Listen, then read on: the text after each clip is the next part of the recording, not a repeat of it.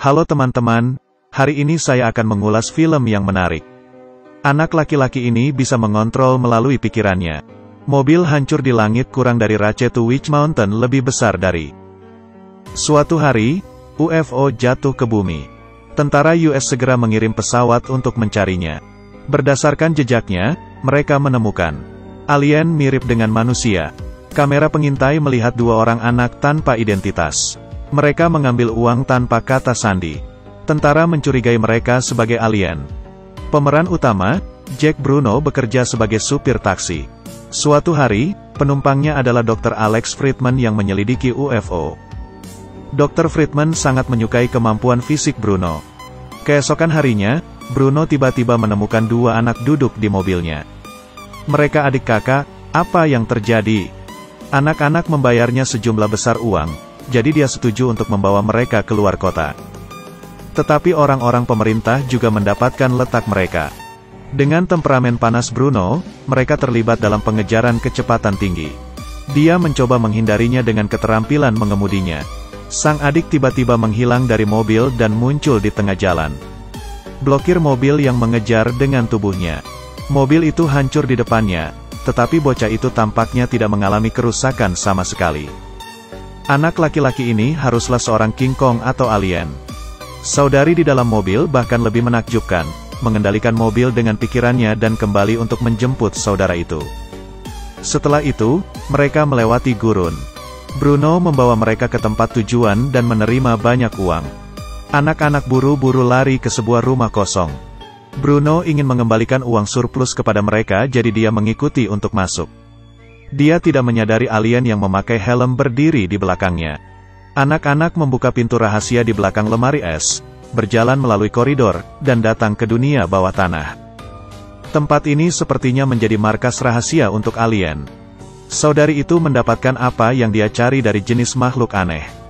Tapi pembunuh alien berbaju hitam tiba-tiba muncul dan menyerang ketiganya. Juga membakar makhluk aneh di dalamnya. Bruno berusaha keras untuk menyelamatkan anak-anak, tetapi alien ingin memanggang mereka semua di sana. Saudari itu menciptakan bola api dari udara dan menjatuhkan alien itu. Ketiganya berhasil lolos dalam baku tembak. Api masih membom di tanah, dan Bruno membawa anak-anak keluar dari sana.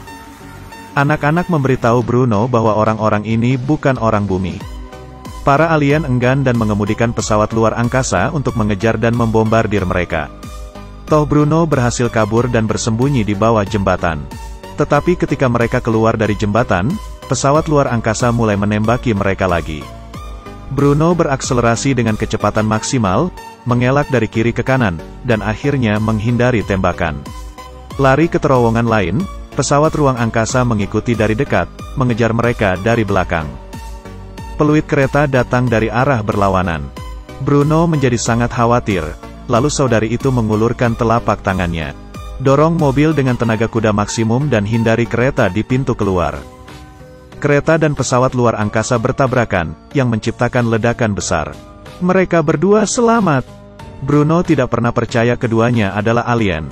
Kemudian saudari itu dengan lembut mengangkat tangannya.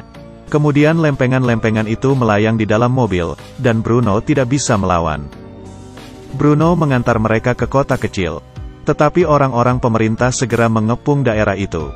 Beruntung, polisi setempat di sana tidak mudah ditangani, tidak peduli siapa pihak lain, tetapi orang-orang pemerintah segera mengepung daerah itu untuk mendapat izin memeriksa tempat itu. Kejadian ini entah bagaimana menciptakan waktu bagi ketiganya untuk melarikan diri. Saudara laki-laki itu meletakkan tangannya yang telanjang melalui pelat baja, membuka kunci dari dalam sehingga mereka bisa keluar dari sana. Mereka juga ditantang oleh anjing agresif tepat di pintu keluar.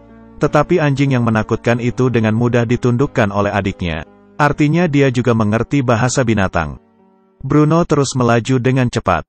Saudari itu menggunakan kekuatan supernya untuk meledakkan mobil yang mengejar ke dalam api lagi. Mereka juga mengambil anjing liar itu. Di tengah perjalanan, anjing tersebut duduk di depan dan terus menatap Bruno. Apa yang dia mau? Kemudian Bruno harus menghentikan mobil dan membiarkannya keluar. Setelah ke toilet, dia kembali ke mobil. Bruno membawa anak-anak itu ke Dr. Friedman, ahli UFO, yang dia temui sebelumnya. Awalnya, dia tidak mempercayai kata-katanya. Tapi setelah saudari itu menunjukkan kekuatan supernya dengan mengangkat laptopnya, sekarang dokter ini bisa dipercayai.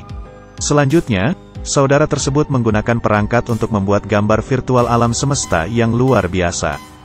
Menempatkan semua orang berdiri di tengah alam semesta. Setelah itu, ia memberitahu kebenarannya. Ternyata sumber daya di planet tempat asalnya habis. Dan mereka kebetulan menemukan planet bumi yang merupakan lingkungan hidup yang baik bagi mereka. Akibatnya, orang-orang di planetnya terbagi menjadi dua kelompok. Satu pihak setuju untuk menyerang bumi dengan paksa, dan pihak lainnya menentang perang ini. Orang tua mereka adalah ilmuwan yang telah melakukan percobaan pada sumber daya bumi.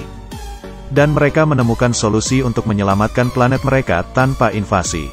Alien bersenjata yang mencoba membunuh mereka berasal dari partai pendukung perang itu. Anak-anak dapat menghentikan perang ini jika mereka menemukan pesawat luar angkasa mereka dan membawa informasi ini kembali ke planet mereka. Dr. Friedman mengetahui dari rekan mereka bahwa pesawat ruang angkasa itu sekarang ditempatkan di gunung penyihir. Jadi dia menyetir ke gunung.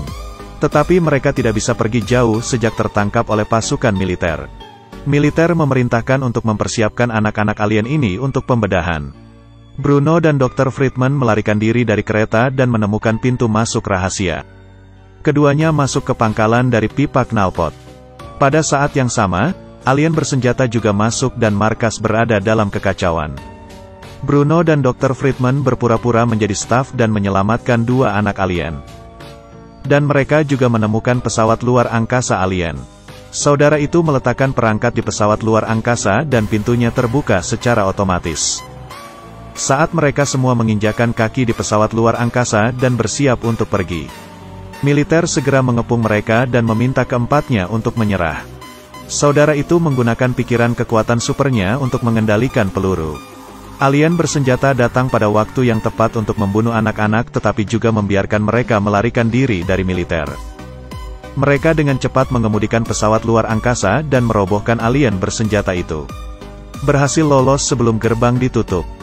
Mereka pikir ini sudah berakhir.